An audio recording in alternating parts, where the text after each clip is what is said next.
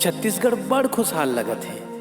किसान खुशे, जवान खुशे, लइका खुशे, रोजगार है, शिक्षा है, संस्कृति है। आखिर छत्तीसगढ़ में इसे का चलत है? अरे भैया, छत्तीसगढ़ में कका जिंदा है चलत है।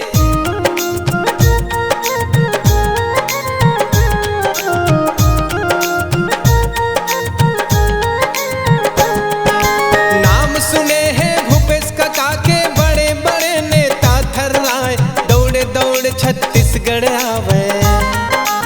ईडी के छापा मरवाए, देख विकास है छत्तीसगढ़ के। नाम सुने हैं भूपेश कका के, बड़े बड़े नेता थर्राए, दौड़े दौड़े छत्तीसगढ़ आवे। ईडी के छापा मरवाए, जुमला पार्टी अब सहे न जावे। छत्तीसगढ़ मॉडल कहलाए, जुमला पार्टी अब सहे न जावे।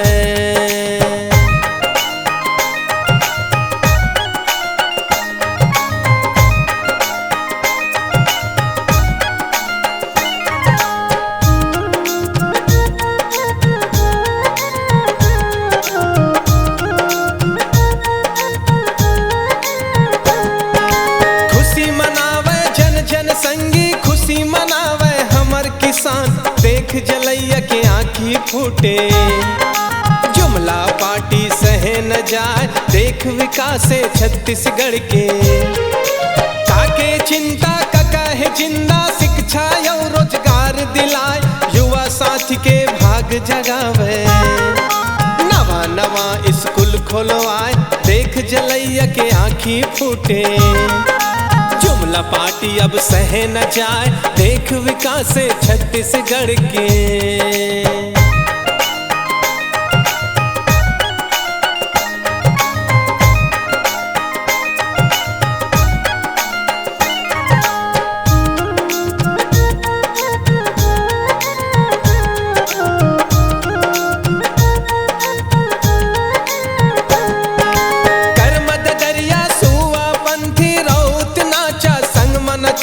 धन है माटी के बेटा, छत्तीसगढ़ के मान बचाए, नाम सुने जब हमर कका के।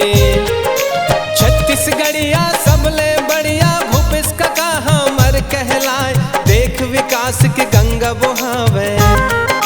छत्तीसगढ़ मॉडल कहलाए, देश विदेश में नाम कमावे। छत्तीसगढ़ मॉडल कहलाए, जुमला पार्टी अब सहे न जावे।